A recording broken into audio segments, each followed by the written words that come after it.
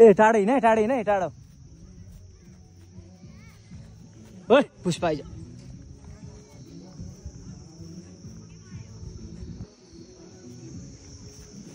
टाढो हिँड है गाले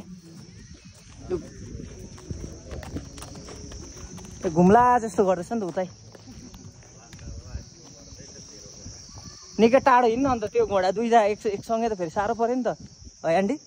यिनीहरू पनि त एग्रेसिभ हुन्छ साथीभाइहरू होइन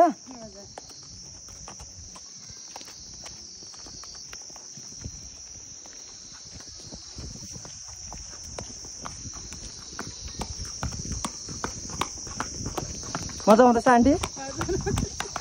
ल है इन्जोय गरौँ है